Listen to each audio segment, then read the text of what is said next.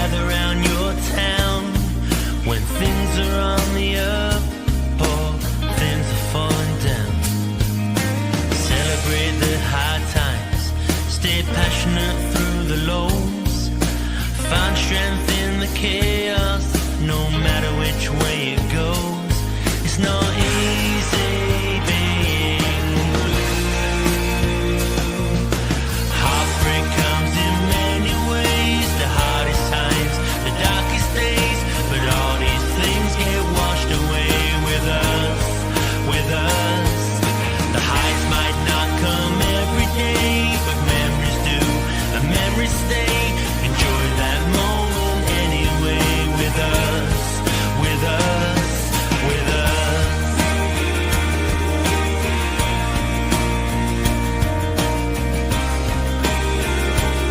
It's not easy being blue.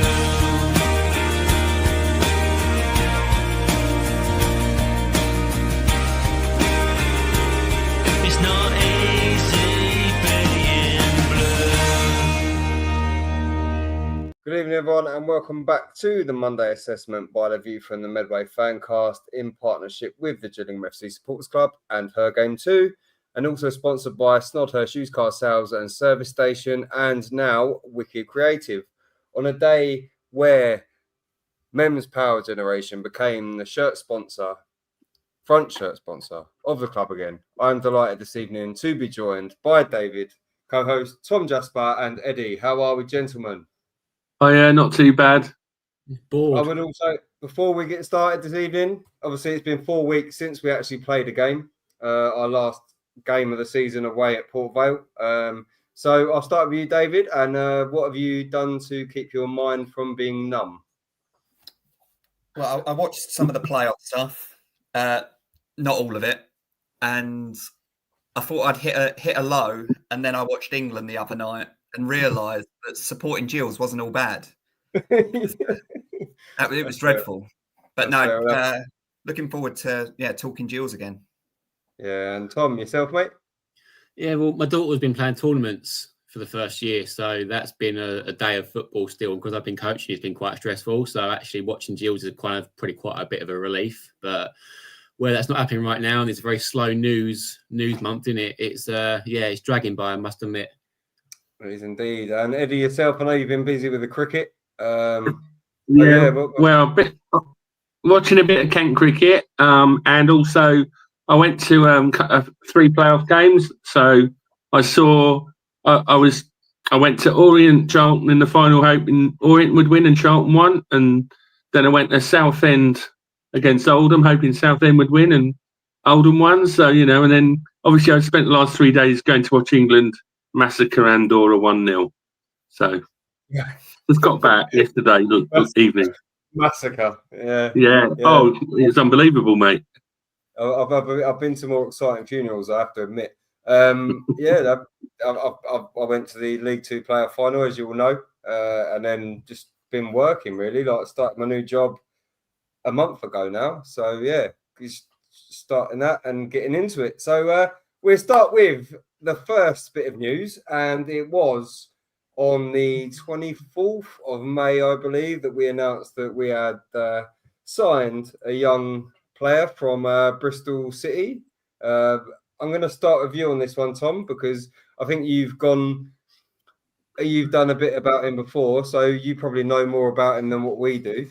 Just from other people's excerpts, what the question was going to be, what do you think of him, the signing? Yeah. It's hard to say, isn't it? Because I think we should all be a little bit more reserved on signings until they actually start playing for us, based on previous experience. But for a couple of things that are encouraging is to be given a 3-year deal and to make it a public, disclosing that length of deal shows the length of the amount of faith that's been put into him by the management team. Considering that Ainsworth's only here for 2 years anyway, to give someone a 3-year deal shows that he's got real kind of, positivity about the signing. The stats are what they are. For any young striker that's not played a lot of football, you can't base it on stats alone. You've got to look at the other aspects of his game. Newport fans liked him. I'm speaking to a guy, Kieran, who's all things EFL, and he's very much wanted him back if he was to sort of be available at a League Two level. So yeah, there's positive signs to it, but obviously, of course, we all know that until they start kicking the ball for us, you've got to be a little bit more reserved about it. But it was nice to see a length of deal being announced, but also signing out of the blue. You know, no one had kind of done any rumours about him. No one had done any stories about him. It was all just kind of like, oh, by the way, we signed this striker for the next 3 years. So yeah, we should only see in time what comes of it. Yeah. I mean, I've heard certain things, Eddie, where, you know, that people have spoken about, oh, he only scored 9 goals last season. But then if you look at like Elliot Nevitt, who scored twice that much near enough the season before when he was at Crewe, didn't really pull up trees for us. And you look at the likes of Tom Eaves when he come in, he wasn't prolific, but then it ended up being prolific for us. So, so what were your thoughts on the announcement? Well, I mean, like everyone else, it sort of came out of the blue a little bit. Often there's some reasonably good rumours flying around. Obviously, he wasn't on my radar in that sense. But it's always interesting when fans of it's been at Newport County won Young Player of the Year, and they wanted him back. So that's like, in one sense, a good sign, I think.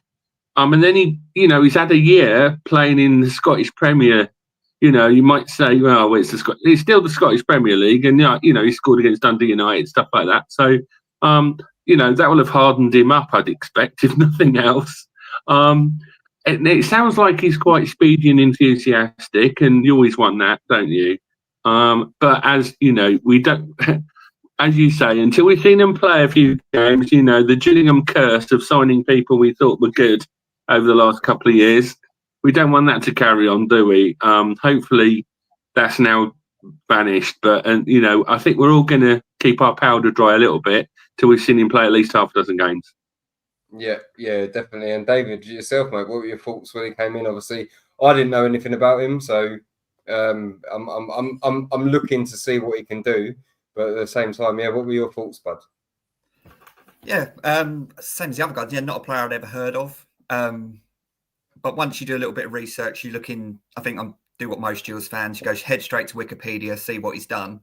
And even when you look at and even when you look at the fact that he played for Dundee, who are, I think they're quite near the bottom, to have nearly a 1 in 4 for a team that are near the bottom isn't that bad. And like Eddie said, he scored in some big games. I said the only concern that I can say is that his actual touch map, or is that a graphic? Yeah, no, it's his heat map from last season. So it looks like more like a left winger, a right winger, or a left winger than it does striker. But yeah, that's going to be my only thing. That it looks like he's not a centre forward from that graphic, unless he was playing out of position for them. But you touched on 2 players I was going to mention. It could be a Tom Eaves, it could be an Elliot Nevitt. You sign someone with goals, and you sign someone that doesn't score goals, and you don't really know what you're going to get until they start playing. But I think we're due a good one. Yeah, no, definitely. And you have to think, as you say, like he was playing for a team that was pretty much what they weren't challenging for a title. So maybe his heat map kind of looks a little bit more lopsided than it should, because he was trying to track back and defend a little bit more than he should have done. And you can make all kind of assumptions with that. So we will move on from that. And Bradley Dack signed a new contract last week.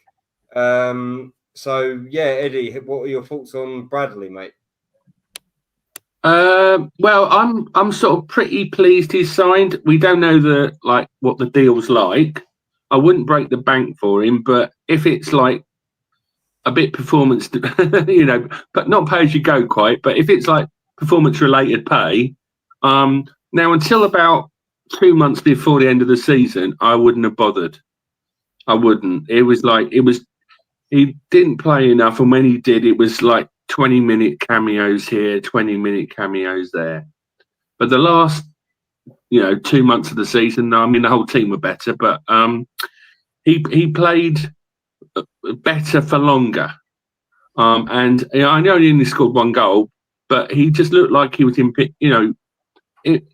really getting into some of the games and actually affecting them significantly. Now, whether he can do that on a really regular basis for the whole season, we don't know. But he changed my mind in the last 6 weeks of the season. So it's a cautious, I'm pleased sort of thing.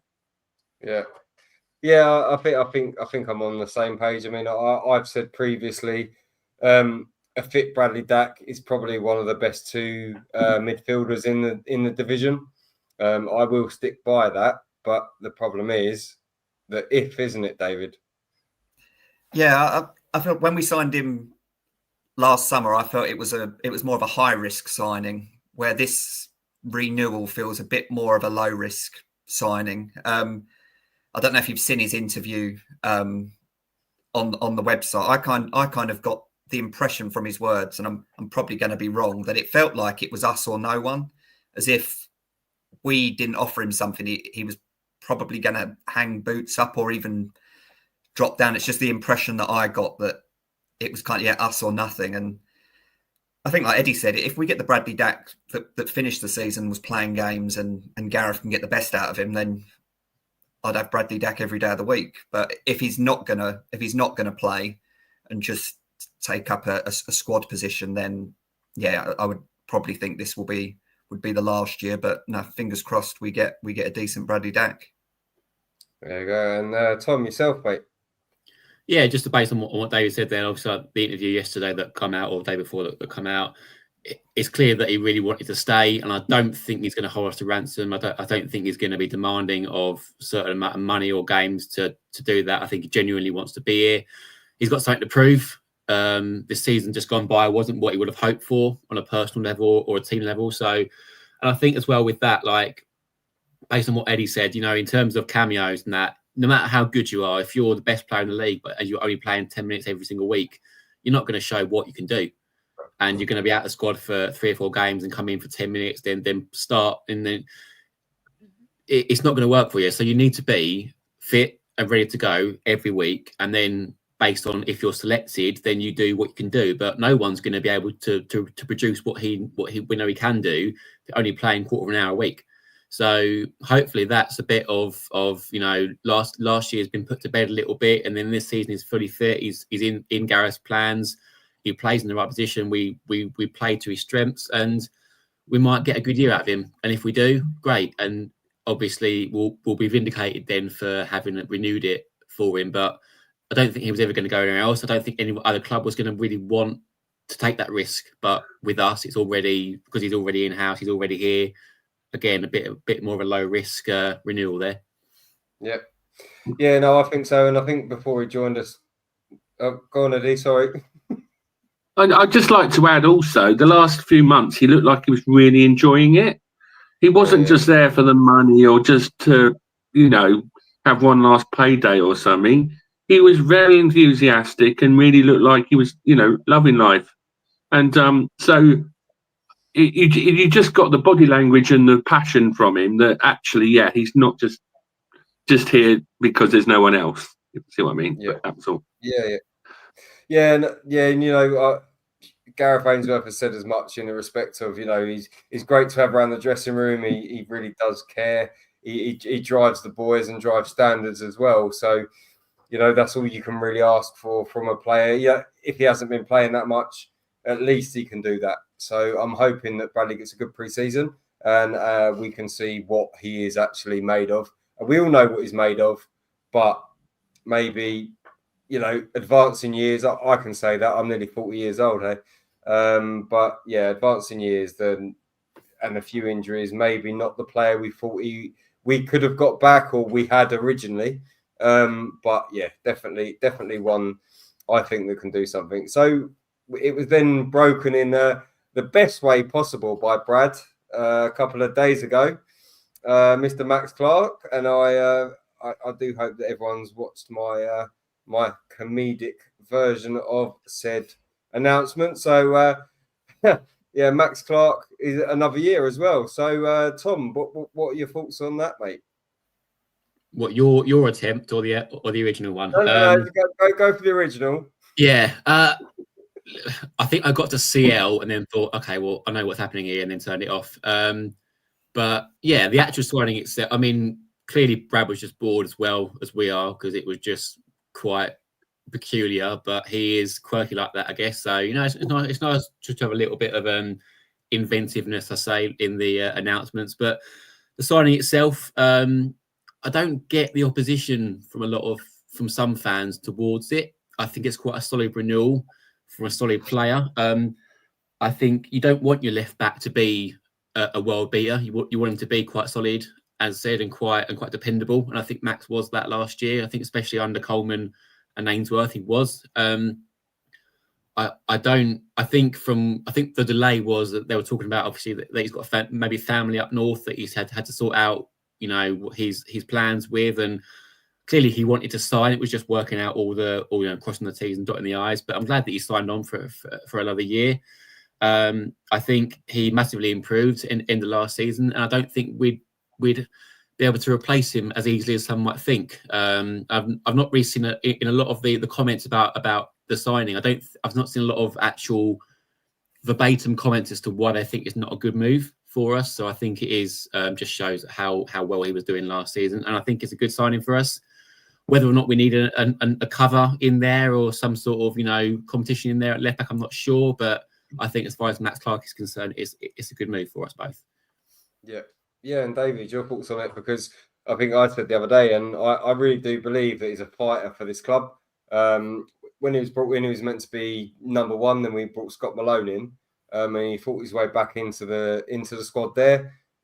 Sorry, my cat's on there. Oh, Glenn Morris has joined us. But yeah, no, I think that he's fought his way back in when Scott Malone come in, and this season he's been in and out of the squad. He wasn't really favoured, and yeah, I just think that he's a fighter and he deserves it, mate. Don't you? Yeah, no, I agree. I was a bit like Tom, where it says there's some that do and some that don't. I'm a little bit in the middle with Max. I'm a good left back, not a great wing back, but hopefully this season under Ainsworth, we're going to play a back four and we'll get the best of Max Clark. And he was the shining light, really, of the Coleman era. And even the Ainsworth era, he was the back end of the season, was one of the best players that we had. I was slightly shocked with the length of the contract. I did think 1 year seems quite short for him. And then maybe that was the stumbling block. Maybe he wanted a bit more and they maybe gave a few extra pennies or pounds to convince him. I thought League Two Team of the Year, and he's only gone for a one year deal. So yeah, overall happy. But yeah, bit shocked by the contract length. Yeah, and Eddie, your thoughts on Max, mate? Right. Well, I mean, he was one of the players halfway through this season fell into the category of I wouldn't miss him if he left. I'll be honest. Halfway through the season, when, you know, until Coleman came in, as you say, he's not a great he's a reasonable fullback, but not a wing back. And if you play five at the back and you're relying on attacking through that, it's not his strength. I much prefers playing four at the back anyway. But he's one of the players that surprised me. I'd almost mentally semi-given up on him, right? As like, well, he'll be gone in the summer. And like about 4 or 5 other players, suddenly under Coleman turned the ship around a little bit, and then Ainsworth came in and they've reinvented themselves and they look like professional footballers. And so I'm glad he signed. I think 1 year is sensible in case he can't sustain it or he doesn't fit into our plans perfectly. But he's one of those ones that's deservedly got a second chance, but I wouldn't have given it to him in January, if you see what I mean. So that shows how much I thought he improved. Yeah, no, I do agree there, and you know, it goes back to what I was saying about the fight in him, because he wasn't favoured this season. He wasn't favoured last season when Scott Malone was there. So, but for him to fight back and make team of the season this year, it's testament to just the kind of person he is, kind of player he is, really. 1 year, as David said, I probably would maybe have gone for 2, but as Eddie, as you've said, maybe 1 is good, and then maybe we can review it at the end of the season. So, but talking about contracts, and Ewan Williams, I found it quite it was a stumble for me to even think that we'd offer him another year. David, I think I find it hard to see personally, and I mean no disrespect to him, but yeah, what were your thoughts on Ewan? Yeah, I probably need to start this with a no disrespect, but I was first of all shocked with the contract offer, and even more shocked with how long it took him to sign it. Yeah. Because I can't really see him making the 18. But he was just one of those players that we just didn't see enough of. He had that little spell where he played 2 or 3 games in a row. He looked all right. I think even in one of them, a home game, I think he even got man of the match. But it's a bizarre one. It's the one area of the pitch we're quite heavily loaded. And maybe that might be, it could be the way that Ainsworth wants to play, that he's going to want his midfield quite energetic. And it could be an area that he chops and changes because of the energy levels he's going to demand. But it's not a player I would have offered a contract to, but he'll be in a Gill shirt next year. So I'll back him until he's not in one. Yeah, and Eddie, I think that I think I saw him play one good game for us last season. I can't remember who it was against, but he played one good game for us, and then kind of he's been, as David alluded to, he's not really been in the squad, or he's not really been given the game time. So, what were your thoughts on firstly the offer of the renewal? Because I thought it was astounding. Considering we've also got, you look at the likes of, you've got Amani Little, you've got Robbie McKenzie, we've got Johnny Williams, we've got Bradley Dack, we've got Ethan Coleman, we've got Nelson Kambane, who we now sponsor for next season. So please don't send him out alone. You've got the plethora of players that can play in that position. To then have Ethan been offered that contract, it was quite weird, wasn't it? Well, I'm going to start with a no offence too, then, aren't I? Because I'm a little underwhelmed by it. Look, is a Jill Sperry signed for us, so I'll back him for next season, just like you've said. And there's no point getting on his back. But he didn't have a great season last season. Did he get sent off at Swansea, and that sort of set the tone? But he just if you asked me, what's he done that's really impressed me, I wouldn't really say, stylistically, is he great in the tackle, or is he good at chasing people down, or is he imaginative in midfield, or does he just get stuck in, or whatever? So I'm assuming they're just seeing him as quite a squad player, like he can play different ways, and he's like a valuable in that sense of being flexible. But otherwise, it wouldn't have been top of my list. So as I say, I hope he proves me wrong. I hope he has a fantastic season, and I hope people aren't horrible to him at the start of the season. So yeah. I mean, of course, we would love nothing more for him to come great. I think I alluded to that the other day on X. But yeah, Tom, your thoughts on him, and are you going to start with no disrespect as well? They've made really good points, so I'll just carry on with something else. No, I think with Ewan Williams, it's a low, we talk about Brady Dack being low risk. Williams is the definition of low risk. I think if by January nothing's changed, he goes out on loan. He doesn't play for us next season. What I find with Williams is that we signed him obviously after being on trial in the summer. He'd been at Charlton for quite a while, but never gone out on loan before.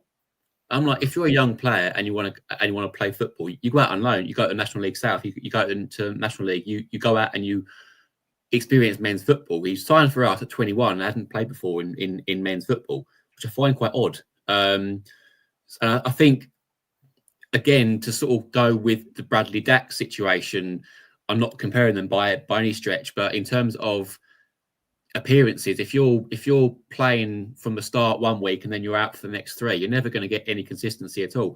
So I'm surprised that with the players that have been mentioned in that position that you've said about that are already there, where's he going to fit in? Is he going to be playing enough to be consistent again this year? And if not, it seems to be like we've just renewed it for the sake of it. So it's an odd one, but Gareth's got a plan for him at some point. He must be wanting him to be part of his squad, whether that means that we can sort of see how he's going to play next season in terms of pressing and energy and commitment. I didn't see a lot from him on the ball in terms of creativity, but maybe he's going to be more of a bit of a combative player in there that might help to press the way that Gareth wants to. Don't know. The proof will be who else we sign around him, and do we carry on bringing in players that are going to take his spot for him? Because if not, then it does seem like a bit of a strange one. But again, we'll wait and see. Glass half full. We'll back him until we know what's happening.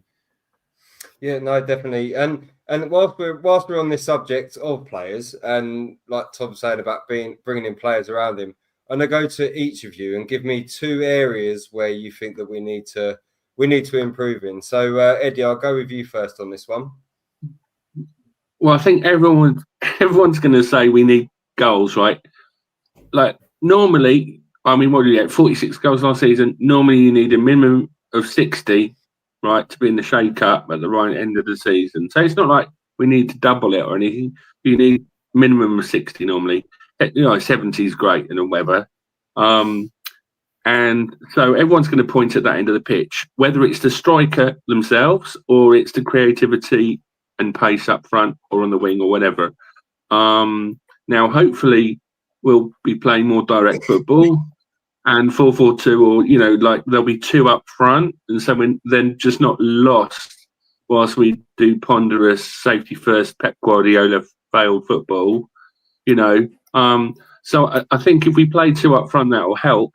And therefore, if you play 2 up front, you're going to really want at least one more experienced player because, they all get injured or suspended or have dips in form.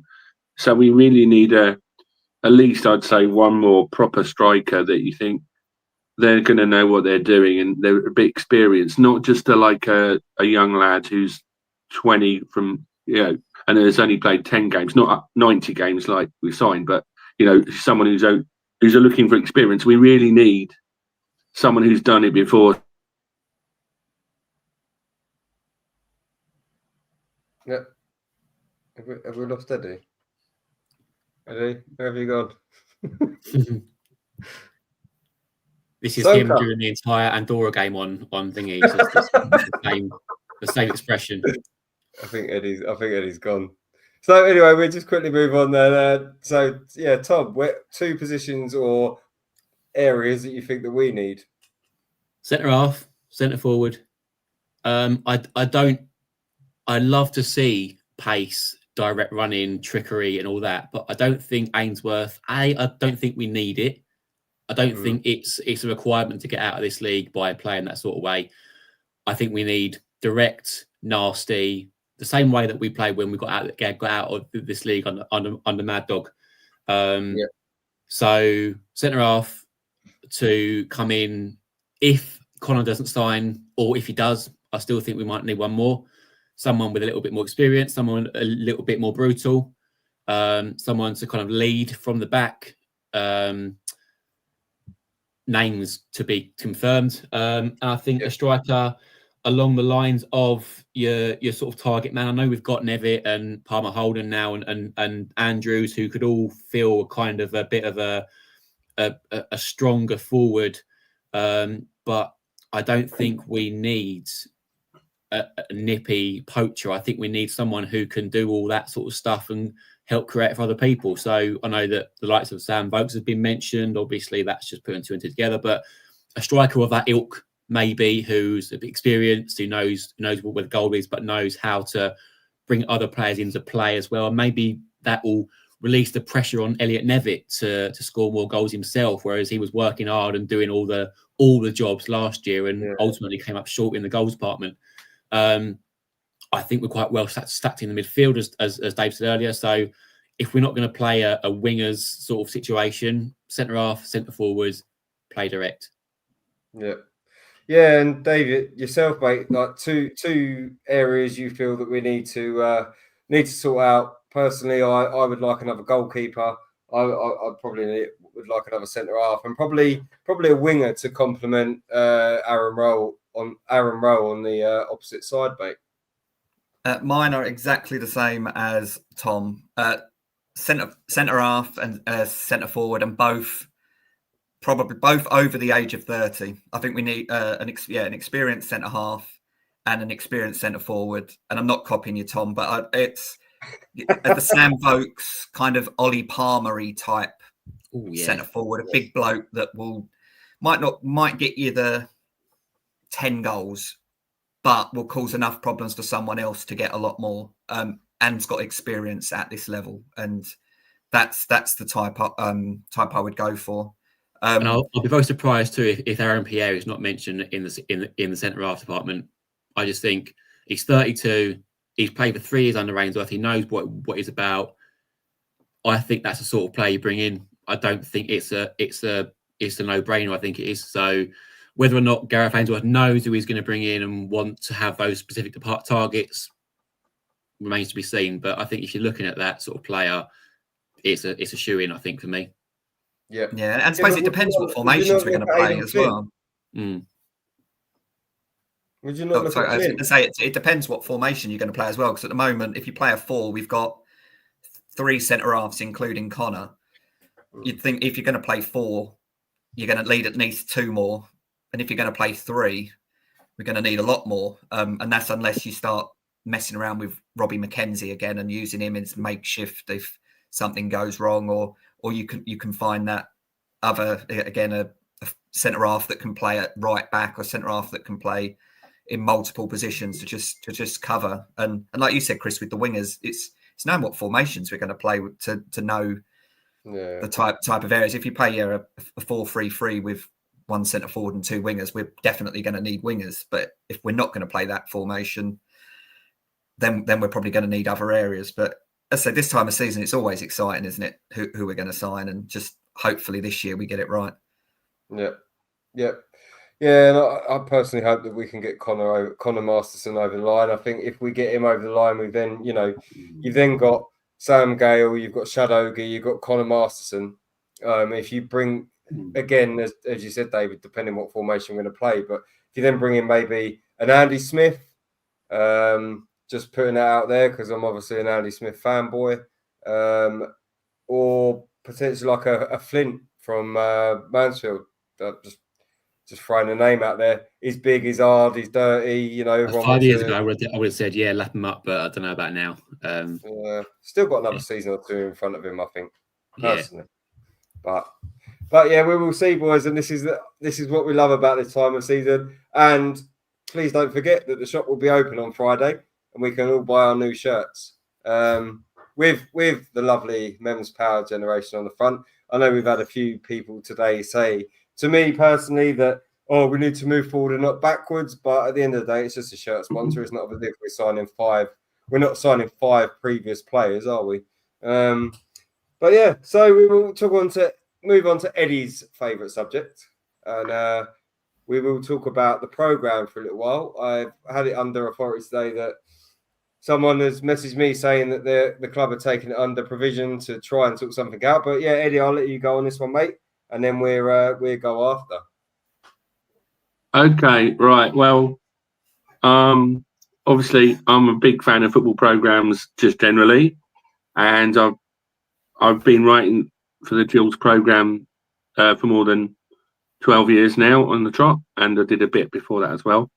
And I know that the direction of travel is for digital stuff, and I know lots of people under the age of 30 don't collect stuff. They don't collect tangible stuff or tickets or programs or whatever, and people don't read newspapers. I get that.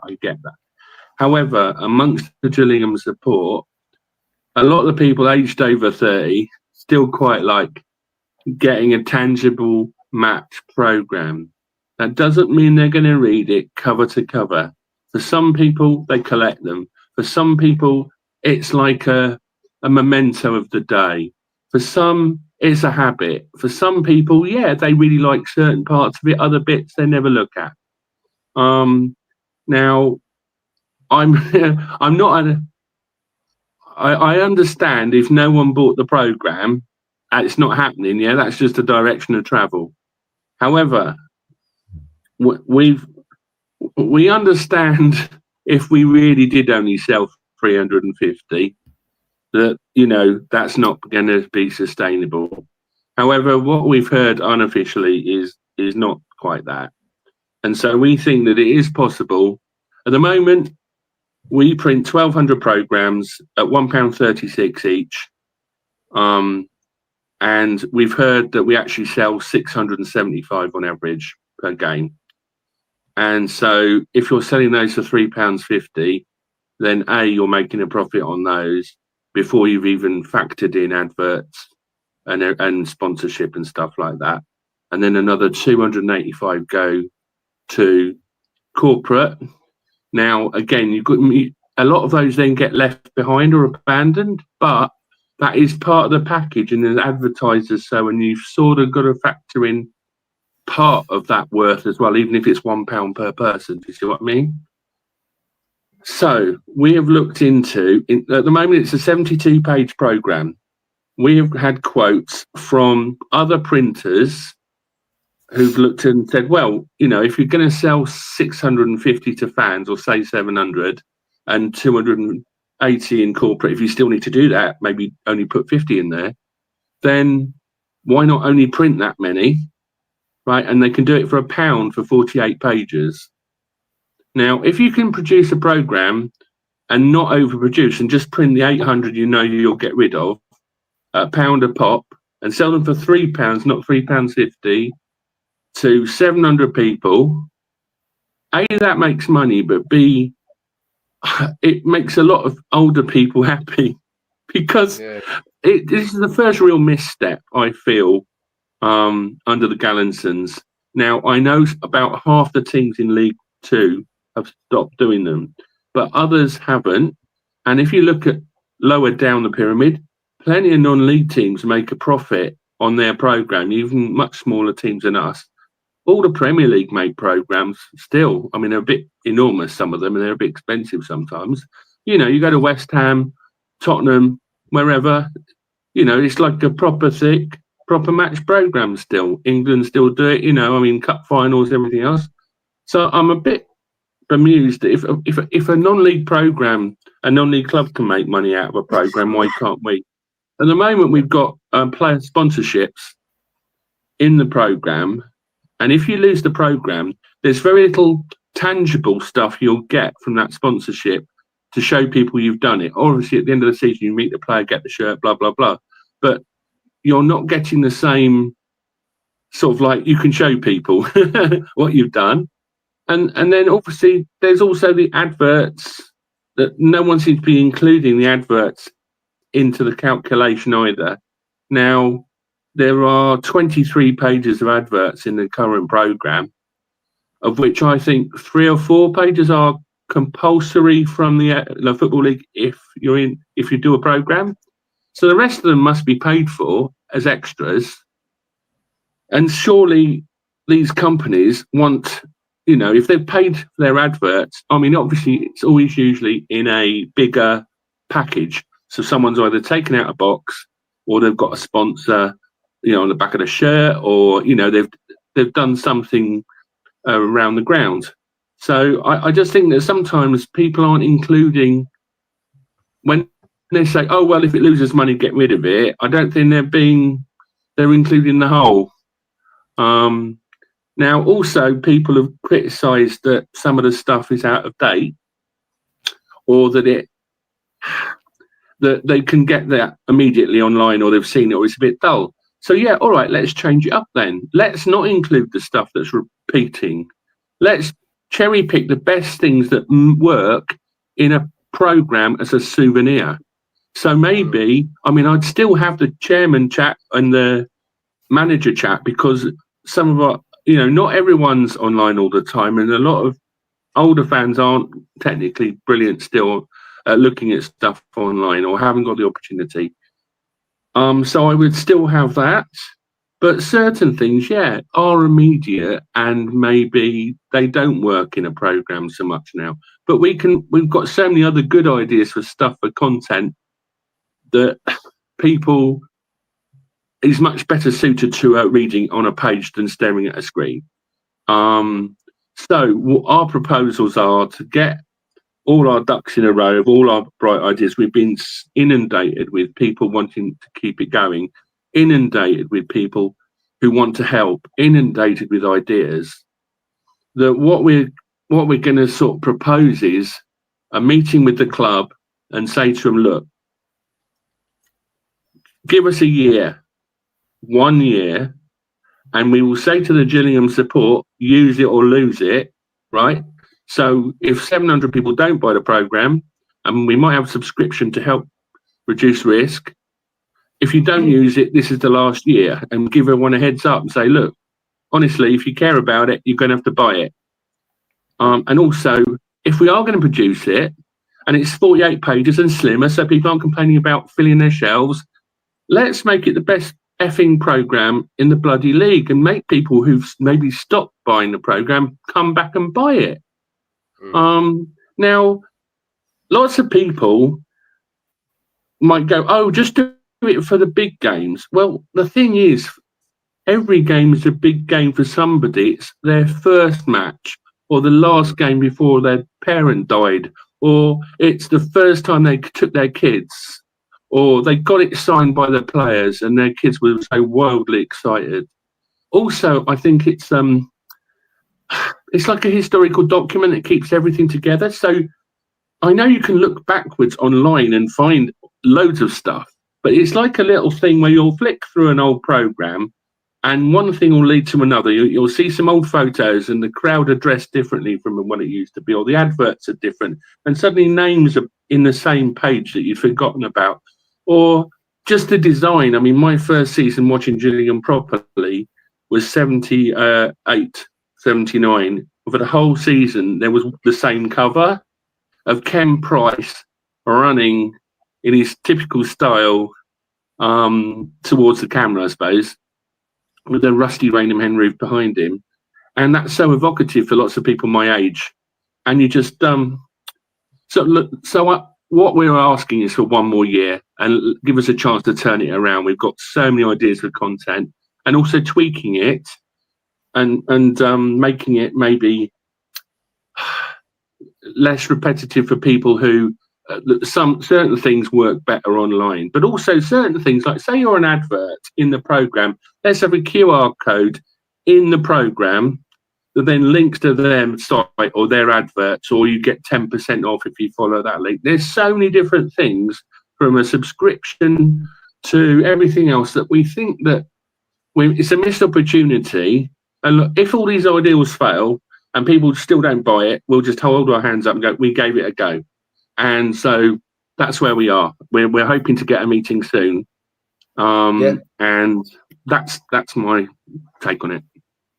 Fair enough, mate. And thank you for saying that. So yeah, David, after taking everything that Eddie said into account, mate, like, what are your thoughts with it? Well, I used to be a program collector. I did 15 seasons, which is probably nowhere near Eddie's length of doing it, but by the end, I'd kind of, it was becoming a memento. I wasn't even really looking at it, because the programs when I started going, where I used to read at least half the program with the sections that I liked, because I don't think anyone really reads the adverts. I used to read the chairman's section, the manager's section. I used to read about the team we were going to play.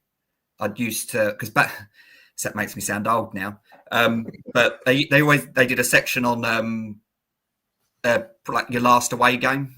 This was like pre-internet, where you could probably only get pictures of the game from the Medway News or whatever it was back then. So again, you got different pictures that you wouldn't see. And we used to do a section called, I think, the injury table, where they actually told you what was wrong with your players, where now they just vanish, and until they're back, you've got no idea what's wrong with them.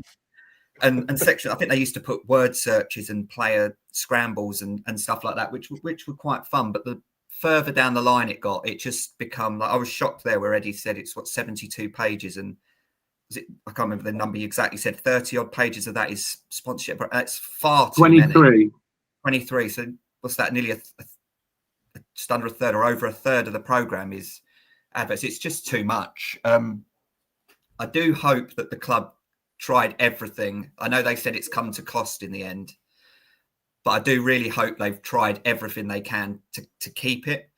and I think obviously Eddie spoke very passionately about keeping it. Again, it's something that I probably wouldn't buy, but I would like to see them stay because I do know people like them. If I go to an away game, I do still buy a program and away game. I just don't buy them at home games anymore. And I think all the reasons that Eddie said, that it could be someone's first game, last game, they've got a signature on it.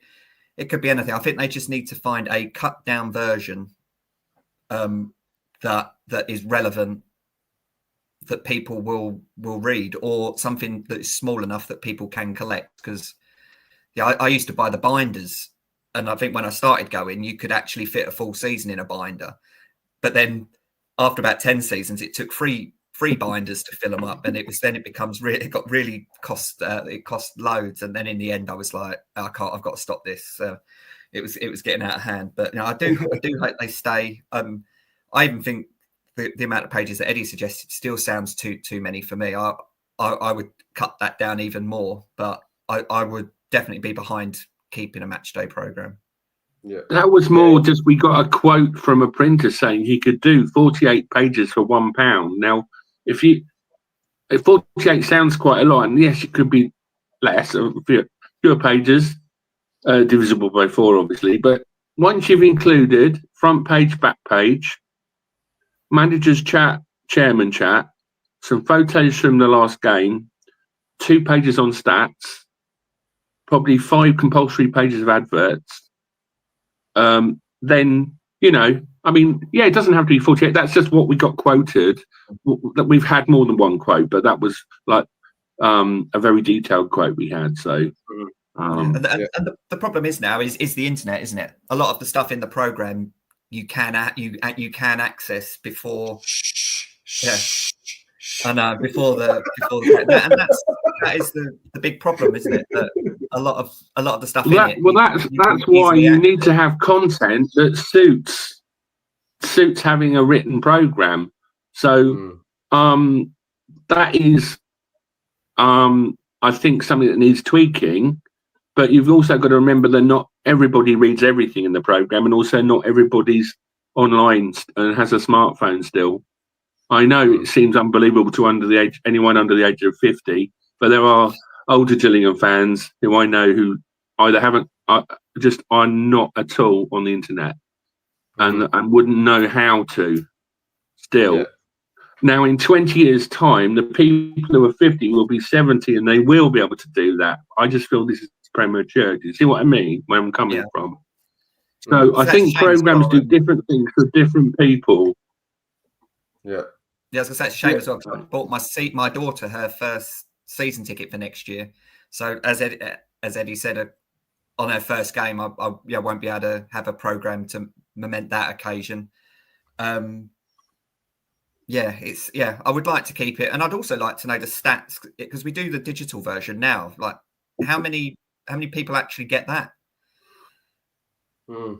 All I've got is the stats from the last few years, because it's basically been under threat for 5 years. So every summer we would finish the program and not know if there was going to be one in the following year, and they would crunch the numbers, and because obviously Paul Scally was never going to keep anything going that didn't make any money. So obviously it was making a profit when he was still here.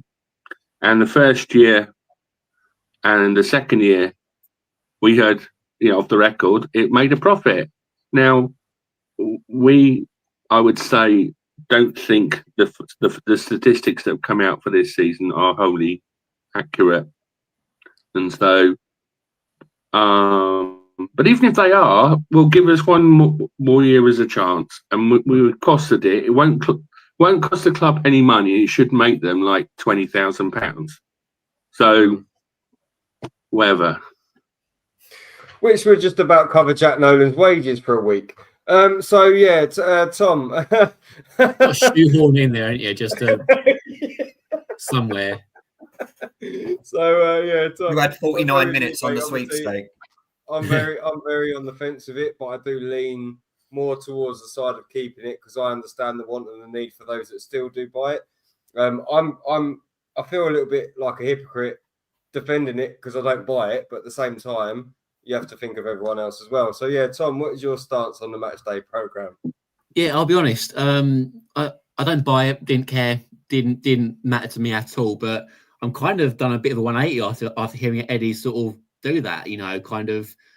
I think you do lose touch. I mean, obviously, it's been years since I bought a program, but if you can condense it, if you can make it appropriate in terms of the length of program, what goes into it, I'm all for it. You know, doesn't mean I buy it, but it means that Dave's daughter will have them. It will mean that, as Eddie said, people taking their kids along, people that are, you know, still care about that kind of, you know, that platform, that format of getting their news. If you can work with the club over the next 12 months and condense it down into something that's more, take money out of it for a bit and just look at the content of it, look at what it can bring. The idea about the QR code was really, really good in terms of actually finding a way to combine the modernization aspect with the traditional aspects of the program itself. I still, you know, personally, it's not for me. And I bought a couple for my daughter when she came along, and she said, "Oh, Dad, can I get a program?" And she was actually, and she didn't read it at all. It's just the way it is. Attention spans have changed for a lot of different eras, but the nostalgia of it is still there for a lot of fans. So if you can find a way to get a little task force together, work with the club, and go, right, we've got 5 people on this.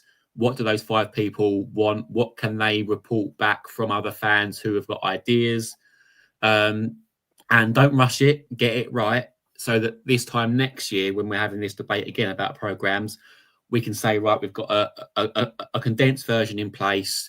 It's going to be half the size. It's going to have more of an uplift from fans. It's going to see more in terms of what they actually want to see, rather than just dead pages. Then great. Let's redefine it. Let's not quash it. Let's redefine it and make it more appropriate for those that want to read it. I mean, I can understand that some people, I mean, we went through, it's a few years ago now, but programs suddenly got bigger about, I don't know, it's more than 10 years ago now. And suddenly they went all booky, like quite thick and quite chunky. But the thing is, a lot of that was padded out with what, I don't know how you describe it, corporate or just generic stuff, ticking boxes, or the club having very much its own, this is what we're going to say.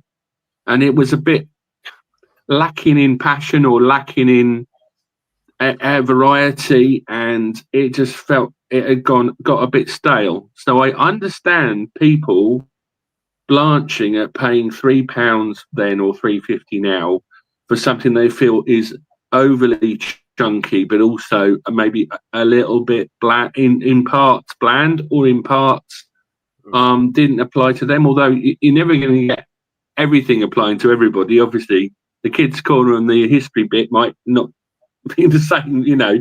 But I just feel like there's enough experienced people who've written stuff about the Gills. I mean, like, obviously, some of us are ex-Brimall's Head and we write for the programme. So we've been doing the fanzine. We did the fanzine from 1988.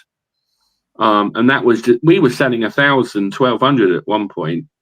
And that was just us writing it ourselves and then standing on the, you know, and by the Rain of Men turnstile selling it and stuff.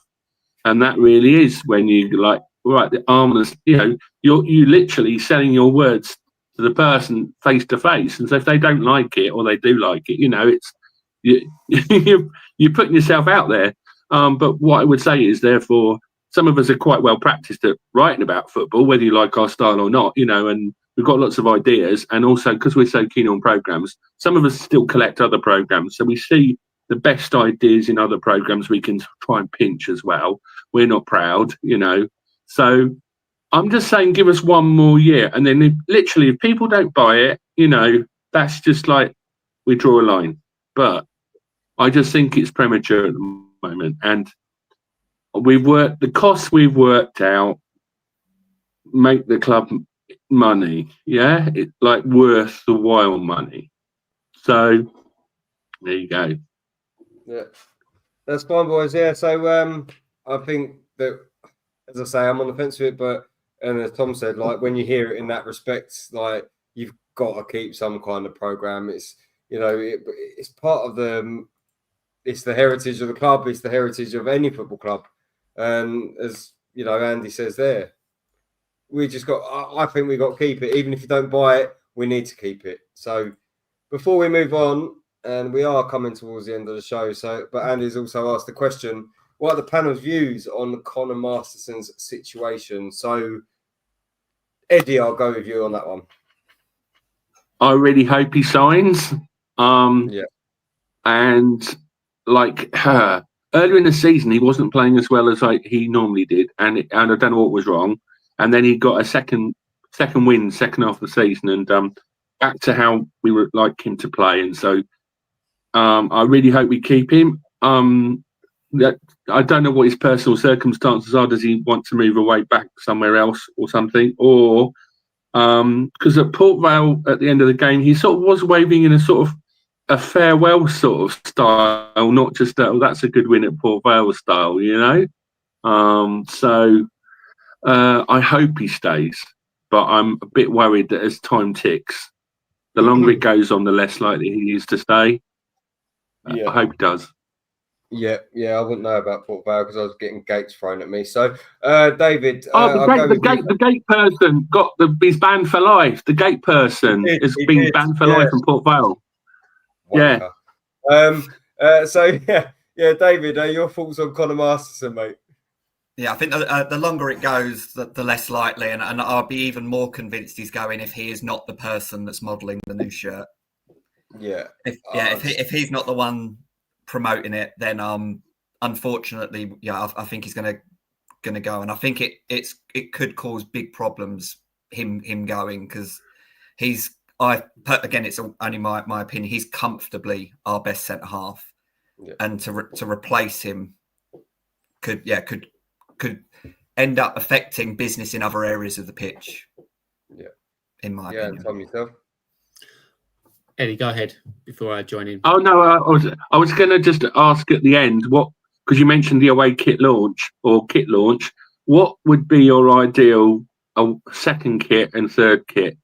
And hopefully we don't end up like Wimbledon and they all match, and then ask people to bloody change their home kits. But anyway, is there anything that you particularly would like or hate? I never want red in a Jill shirt. Sorry, but I just don't want red. I was about to say blue home, white away, red for the third. like the old. No. They were nice. They were. Oh, see, I was going to say obviously blue home, red away, and then third. Third's the money maker, isn't it? They make that as funky as they like, and people go nuts for it. So yeah, as long as we looked like broccoli last season, so we might as well bring it in a little bit.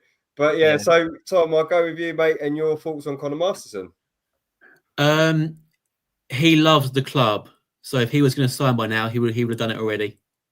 I think if he was going to sign, he would be, I'm staying, I'm committed to it. When he signed for us on a permanent, it was done within the first few days of the summer.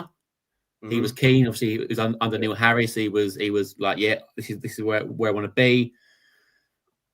As much as he's improved as the season's gone on, because he's come back fit, and we've, in his defence, in our defence, he's contributed towards a really good, solid end of the season. I don't think he will stay. I think he would have been offered less, maybe, to balance it up a little bit. I think he might see as now he's 25, 26 maybe. I think he might go, this is my time to move on. Where he goes remains to be seen, but I think by now he would have signed if he was going to stay. I think it would have been done. So, as Dave said, I think it might be a case of, if we don't hear anything this week, it will be gone. A new one for him. Yeah. Agreed. Yeah, I think so. And I think if he is going to stay in League Two, I think he'll go Cambridge, because we all know how much he loves Neil Harris. As well, I think if Harris knows he's available, he will try for him. Yeah, 100%. 100%. So, boys, if we've got nothing else to speak about on that one. And sorry, a black and white kit for these away shirt. Yeah, black and white. I think. Do you know what? I vote a white shirt with a blue and black sash diagonal. Looks South American. Nice. Yeah. And the third could be whatever you like. Yeah, it'd probably be a hot dog Just if Brad had Polka like, dots. It's Have fine. any of you seen the retro Port Vale kit? Yeah, it's nice. Yeah, Is Yeah, it's nice. Really nice. it a centenary shirt, that one? Because it seems to be like back to basics, isn't it? Yeah. It's Obviously, really ours cool. is red and blue, so you know. But yeah, that's a really nice shirt. Chris loves Port Vale. Yeah, I love Port Vale. Yeah, They should send you one, shouldn't they? A signed one. I put it over my back gate. Anyway, so we are at the end of the show. If you didn't know that there was a charity, we are sponsoring a charity football match for Mind, and it's against North Kent Police and the Town End FC on the 29th of June 2025. Adult tickets are £5 and under 16 are £1. I will put this on the comments of this post for the link for the GoFundMe. Is it GoFundMe or just giving? Just giving. I'll post that on the link after that afterwards, and it's also on the YouTube link now itself. So we just have another comment. Who's that? Phil. Hot dogs, anyone? Yeah, for the shirt. All right, okay. So if you haven't yet, please sign up to the Facebook group at The View from the Medway, the YouTube channel, The View from the Medway Fancast, and X, The View from the Medway Fancast, or at TVFTM. So before we go, boys, we won't be back now for, probably about a month's time. We'll probably try and check in monthly. And then we will, our first live show for the first game of the season, if you did want to know, it's quite a reveal, will be live at the Cricketers. So we will be doing the live show where four of us are sat around a table, different format. We will still have the graphics up in this way, but instead of four ugly people sitting on the screen, it'll be four ugly people sitting in a pub. So that will be for the first show of the season. We're hoping to get Joe Comper on the week before the season so we can talk about the summer business. And he has agreed to that, but that was about a month ago, and he's a very busy man. So we will see there. So before we go, boys, any other housekeeping or business you'd like to talk about? And I'll start with you, Tom. No, I could make something up, couldn't I? But I haven't got anything to think about, so no. And Eddie, yourself. No, just looking forward to the fixture release when then plans our lives for 40 weeks. I'm really hoping we don't have Oldham away on a Tuesday night. I might cry. I'm hoping for a home game first. Yeah. And David, yourself? No, nothing. I'm hoping for potentially the first 3 games to all be away, because my family holiday starts on the first day of the season for 2 weeks. So I need, away in the league, away in the cup, away in the league, and hopefully away in the league again. And then I can be back. I just never understand why people do that, to be honest. Very selfish, isn't it? Very selfish. It's very selfish, you know. I'll blame the wife. Why would you not rather be in Costerdale Medway, mate? I know, I'll blame the wife, but she heard me last season when I said exactly the same last season, blaming her for going on a family holiday. Oh, there you go. There we go, guys. So, we're at the end of the show. So, it's been great to be on after a month of nothing, really, apart from the retain list that we did about 3 weeks ago. It's been great to be on. I think it's quite therapeutic, actually, because I've been going mad apart from work. But I've been Chris. He's been David. He's been Tom. He's been Eddie. Good night and up the Jills.